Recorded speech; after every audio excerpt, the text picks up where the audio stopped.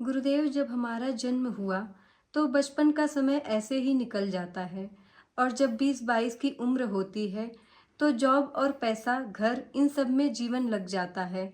उसके बाद शादी होती है और बच्चे, फिर बच्चों को पढ़ाना लिखाना और फिर उनके बाद उनकी जिम्मेदारियों को निभाते हुए उनकी शादी करना।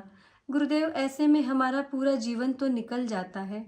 इतना कुछ करने के बाद और इतनी व्यस्तताओं में हम अध्यात्म और परमात्मा से कैसे जुड़ सकते हैं?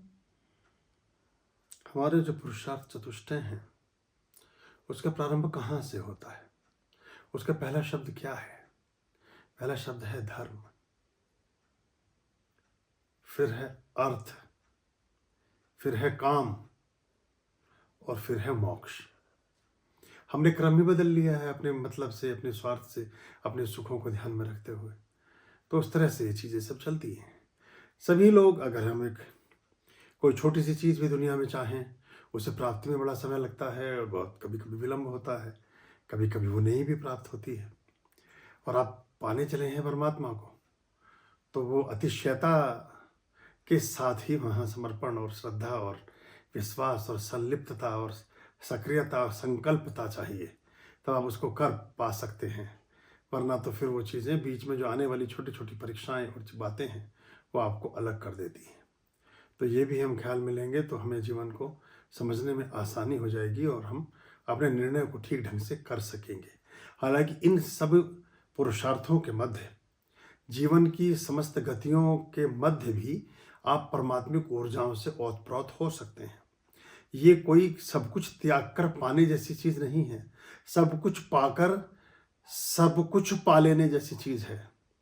मध्य मार्ग में ही सभी चीज़ों का अनुभोक्ता होकर के आप श्रेष्ठ मार्ग के अनुगामी बनते हैं।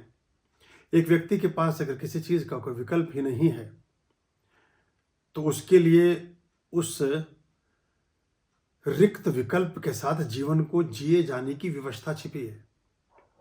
लेकिन समस्त विकल्पों के प्रकटीकरण के मध्य भी एक किसी धारा को चुन लेना, वो आपके व्यक्तित्व का परिचायक है, आपके निर्णय का परिचायक है, आपके कृतित्व का परिचायक है, आपकी बॉडी माइंड सोल की स्थिति को दर्शाता है। विवशता में आप कुछ कर रहे हैं तो आप कुछ नहीं कर रहे हैं, विवशता वो कराती है। लेकिन आप स्वस्थता में पूरे मनोयोग के साथ भी जो कर रहे हैं वो आपके व्यक्तित्व का, आपके निर्णय क्षमता का, आपके जीवन शैली का और जीवन को जिए जाने के प्रति आपके रुझान, सुझाव और चुनाव का परिचायक है कि कितनी तत्परता, कितनी तन्मयता और कितनी संलिप्तता और सक्रियता से आप किसी बात को चुनते हैं। वहाँ से आपके व्यक्तित्व का निर्माण होता है। और कभी कभी सब कुछ दांव पर लगाकर जब किसी चीज़ के लिए चलते हैं तो वो चीज़ भी उसके मूल्य को समझती है। और कबीर ने कहा ना कि जो घर बारे आपनों सो चले हमारे साथ। अब ये घर में कोई फ्लैट को फूंक देने की बात नहीं कर रहे, घर की बात कर रहे घेरे की, जो घेरों में फंसा है, जो उन घेरों में, जिन परिधियों में जकड़ा हुआ है। क्या वो इन घेरों को, इन घरों को, इन प्रलोभनों को, इन लोभ को, इन लाभ को, क्या इन घेरों को काट सकता है क्या? अगर इन घेरों के घरों को काट सके तो हमारे साथ चल सकता है फिर परमात्मा के दरवाजे तक। ये कबीर की एक वाणी थी। तो ये हमें इसका आत्मबोध होता है, क्योंकि आत्मा परमात्मा की प्रतिनिधि है और बार बार उस पर पड़ने वाली छाया हमें ईश्वर की ओर बुलावा भेजती है। लेकिन हम उसे कभी कभी अनसुना कर देते हैं।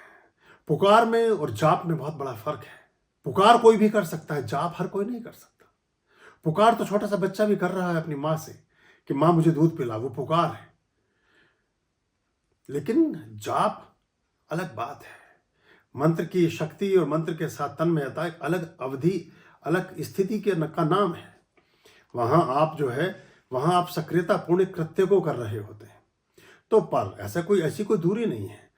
हम गॉसिप्स के लिए समय निकाल लेते हैं, हम बुराइयों के लिए समय निकाल लेते हैं, हम जितने दोष हैं उन दोषों की विवेचना के लिए समय निकाल लेते हैं, हम सब चीज़ों के लिए समय निकाल लेते हैं। हम मोबाइल पर 4-6 घंटे कब बिता देते हैं पता ही नहीं चलता। लेकिन क्या करें, परमात्मा का नाम लेने का समय ही नहीं मिलता कभी। तो सबसे ज़्यादा टेकन फॉर ग्रांटेड जो है हमने, वो ईश्वर को रखा है कि जब बिल्कुल ही गई ऐसी स्थिति हो तो अगर आप इसको वाइस वर्सा माने, कृतित्व को सृजनत्व से जोड़ें, तो उन्होंने भी आपको सबसे लास्ट में ही रखा हुआ है। अगर ईश्वर आपकी प्राथमिकता में होंगे तो आप भी उनकी प्राथमिकता में होंगे। हालांकि कोई गिव एंड टेक जैसा नहीं है, लेकिन यह आपके मूल स्वभाव का द्योतक है। आपकी प्रकृति का परिचायक है, आपके विचारों का दर्पण है। इसलिए ये चूंकि पात्र और सुपात्र का भी वर्णन है, सचेतता का भी वर्णन है।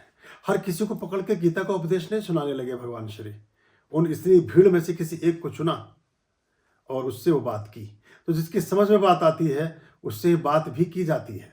हर किसी से बात आप कर नहीं सकते हैं, क्योंकि वो बात समझेगा ही नहीं। तो मुझे तो लगता है कि समय ही समय है, और एक बार जब आपने परमात्मा के लिए समय निकालना शुरू किया तो आपको इसका बोध भी शीघ्र होने लगेगा कि जो बाकी अनर्गल विषयों के प्रति आप समय को व्यतीत कर रहे थे या व्यर्थ कर रहे थे, वो शायद औचित्यपूर्ण और गुणधर्मिता से परिपूरित नहीं था। ये भी आपको जल्दी ही एहसास उसका होने लगता है। खुश रहिए, बहुत शुभकामनाएं। आर्यं शरणं शुभमस्तु, संभवकरणं हरमस्तु, देवं वर्णं कर्मस्तु, पापं चरणं परमस्तु, पापं धर्मं मर्मस्तु, तारं धर्मं धर्मस्तु, हृदयं बीजं धर्मस्तु, शोकं दुःखं हरमस्तु, शोकं दुःखं हरमस्तु।